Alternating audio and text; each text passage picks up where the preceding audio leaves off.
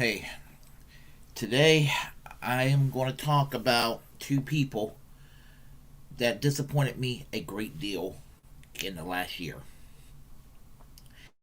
And I may end up losing subscribers because of this commentary, but I just have to get this out of my chest. And I said I'm concerned that I will lose subscribers because you know my politics, you know what my program's about, and I got people in my audience that love Alexandria Ocasio Cortez and think she is the most wonderful person in the world. I also got people who loves Tulsi Gabbard in my audience, and they also think she's the most wonderful person in the world. And I got people who think both Alexandria Ocasio Cortez and Tulsi Gabbard are the two most wonderful people in the world, and that used to be me. They were my favorite members of Congress, and some people write that off as some kind of juxtaposition, but there's an explanation. Hold tight. Let's see here. Okay. Now, it's sad, and I hate to say this, but AOC, she's turned into Nancy Pelosi. She's the new. She's, they may not particularly love each other, but that's how I see AOC. Tulsi Gabbard, in some ways, even worse. She's turned into the new Liz Cheney. And that's certainly a far cry from what was her brand as well. AOC was there to rock the boat against people like Nancy Pelosi.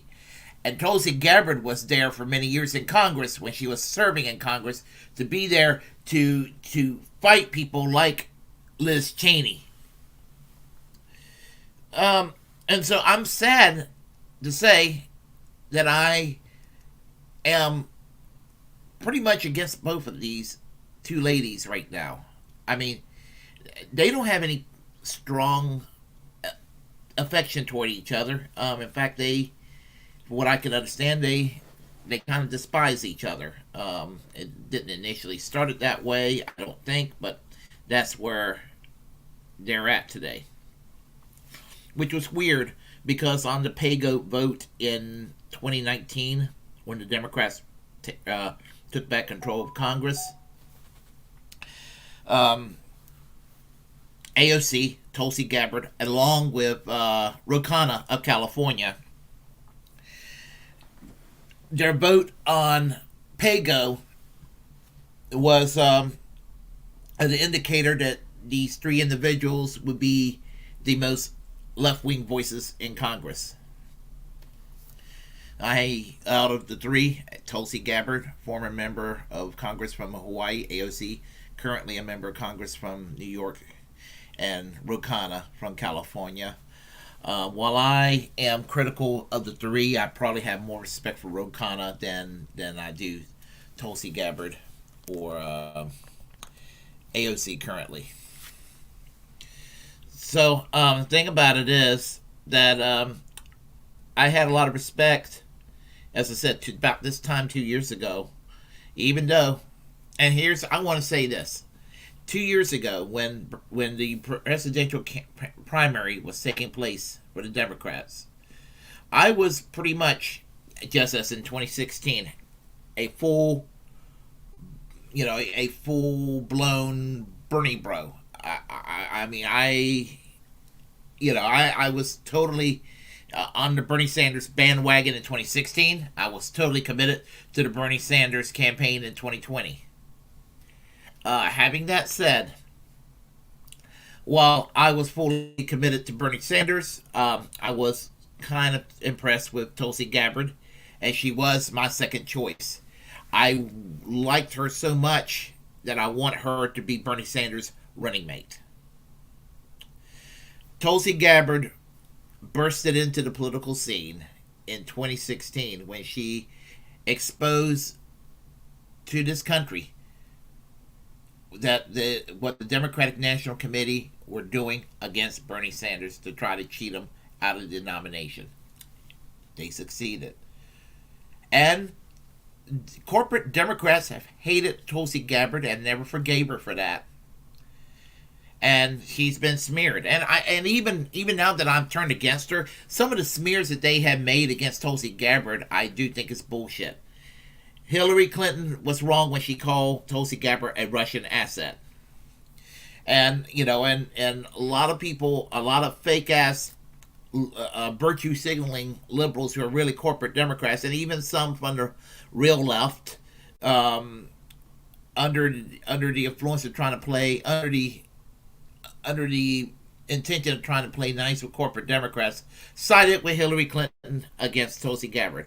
And while I have ill will toward Tulsi Gabbard, I still would side with her any day over Hillary Clinton. I mean, and everybody like, well, what about her talk about drones or what have you? And she's now a neocon. Well, true, but Hillary Clinton was always a neocon.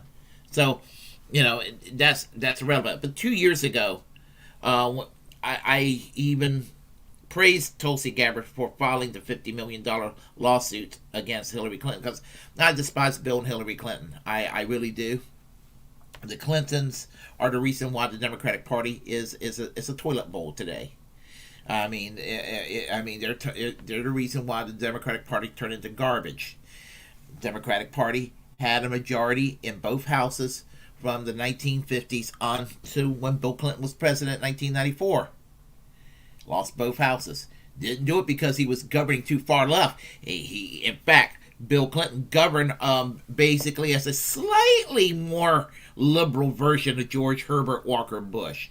He continued the Reagan-Bush consensus, just as Tony Blair continued the Thatcher Revolution in the UK. That sort of thing. The point I'm trying to make is Tulsi Gabbard got unfairly smeared, and all these smears against her, I still think it was bullshit, and I'm going to defend her only on those grounds. I mean, even if there are people, even if I turn against people, and I still see allegations against such persons that's actually bullshit, I'm going to still call it out on it because I have integrity.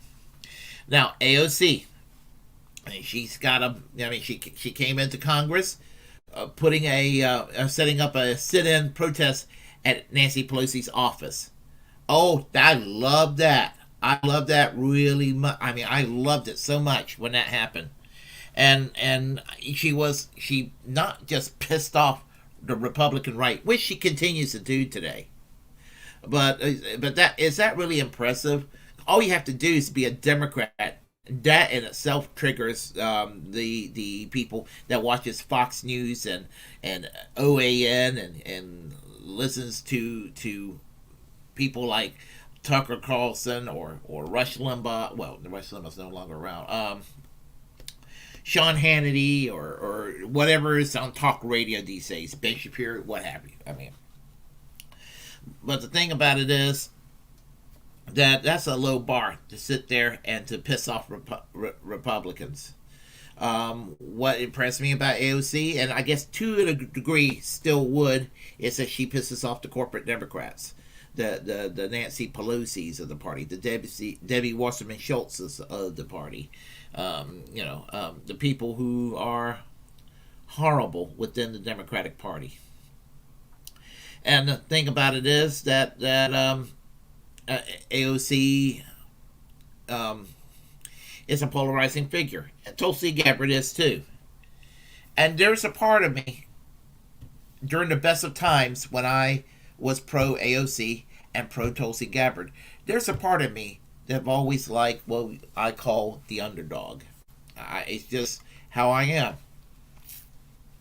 I have always liked people who were the underdog, and because it's just that classic story about those who are the underdog are the ones who are ultimately right about policies or ideas or attitudes or perspectives, and they'll eventually win out and at the end.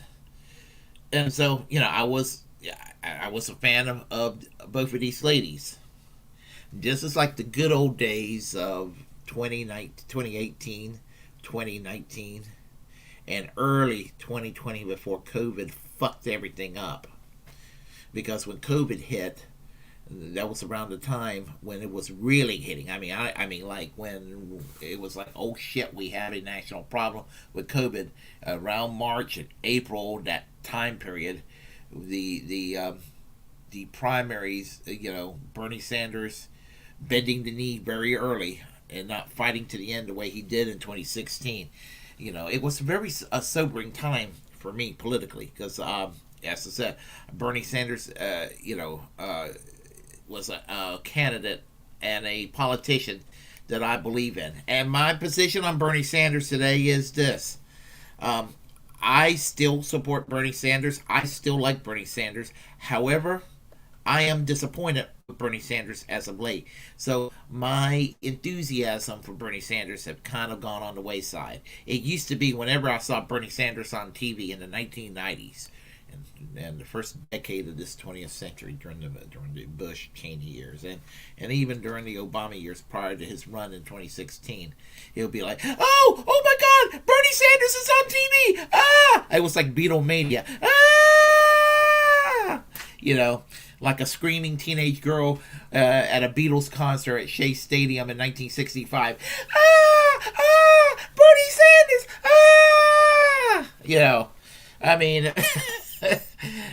I mean, I don't. Whenever I see Bernie Sanders on TV, I'm like, okay, You're what? You're saying you're making statements that sounds a little further left than Elizabeth Warren. Okay, I should get excited by this. That's how it is. And so Bernie Sanders has been very sobering for me. I just cannot get excited by Bernie Sanders because he's really not offering anything more than a conventional Democrat, maybe a slightly edgier version of what the average run-of-the-mill Democrat would offer. That's unacceptable. Now, I'm going to always have admiration for Bernie Sanders. He's a mentor. He was what brought me into the socialism thing 30 years ago. I mean, I have a lot of friends that knows who Bernie Sanders is today, currently, and they knew who he was prior to 2016 because, hey, they knew me. And they used to hear me talk about this Bernie Sanders guy. Oh yeah, Bernie Sanders.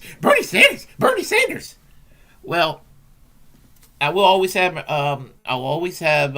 respect for Bernie Sanders for what he did in the past. But if he runs again in 2024 for the U.S. Senate for re-election, well, I guess I'll wish him well. I can't say that I'm not exactly planning to fork over the big bucks to go and see that he'll get reelected. He'll get reelected easily in Vermont. He's very popular in Vermont.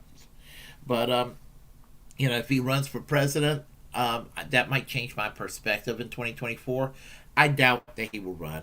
I think this is it. And he might even retire. And I probably would respect him the most right now if he did. Because he ran out of steam, he lost his will. And when you're a fighter all your life, and sometimes you get to a point where you get burnt out, and I think that's where he's at right now. And so there we have it. But I want to get back to AOC and Tulsi Gabbard, and still on Bernie Sanders, because these three people were on The View, a program that I despise. They're basically the corporate Democrat fake ass liberal version of Fox and Friends. Fox and Friends is absolute vomit. Yeah, so are these Karens on The View. They went and they were shitting on AOC, they were shitting on Tulsi Gabbard, and they were shitting on Bernie Sanders. And all three of these people, individually, in 2019, early 2020, sat there and just put up with Meghan McCain and put up with Whoopi Goldberg and the rest of the crew. Um, I don't like any of them, but maybe Joy Behar was the only one that I might respect out of all of them because she was the least spiteful and probably the most respectful to these people. The thing about it is, 2020, the primaries, AOC getting mad because Joe Rogan endorsed Bernie Sanders because she she's a social democrat, but she gets motivated by culture war bullshit that motivates her.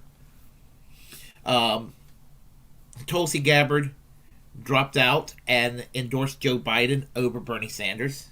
So right there, I'm mad at these two already. And then the election took place, and the Democrats took over Congress. And I'll first I'm going to go with AOC. My problems with AOC. The Democrats took over Congress. The squad got a little bit bigger, and there are people who are not with the squad. They're kind of on board with the squad on issues like Medicare for all. So I mean, it's not just the squad who supports Medicare for all. There's the squad, and then you got some garden variety Democrats who are not as far left as I like them to be, but maybe on the issue of Medicare for all, they're pretty good on it. Well, there was this forced to vote that Jimmy Dore, and I know people don't like Jimmy Dore, but it was a damn good idea. Even Sam Cedar, who hates Jimmy Dore's guts, said it was a good idea. Even the Young Turks said it was a good idea. But because the Young Turks hate Jimmy Dore, well, so I mean, they turned against it, and then they turned the rest of the online left, who were receptive toward forced vote, even though they didn't like Jimmy Dore, kind of ended up turning them against forced to vote. So, I mean, it's that kind of infighting, and the left is split over this question. But for those that are critical of forced to vote, tell me, why do we not have Medicare for all right now? And tell me why the current strategy of trying to get Medicare for all, why is it that we don't see any sign of it around the corner? Forced to vote will make the candidates, the establishment, uncomfortable. And that's what I do want. I want the establishment to be uncomfortable. But here's the thing. AOC and the rest of the squad disappointed me, because not only did they not do forced to vote on Medicare for all and weighed that leverage against Nancy Pelosi and to make her feel uncomfortable, because she deserves to feel uncomfortable. They're not going to go and pursue Medicare for all now, and they're claiming, well, we'll go and support lowering the Medicare age down to 60. Even the Hillary Clinton healthcare plan said 50. So they're going with a plan that's actually worse than Hillary Clinton. Very nice. Disappointed. And what's going to happen? At the very best, we'll go back to Obamacare, which wasn't good at all. Forcing people to buy private health insurance is not going to solve the problem. And remember, the Heritage Foundation came up with this idea.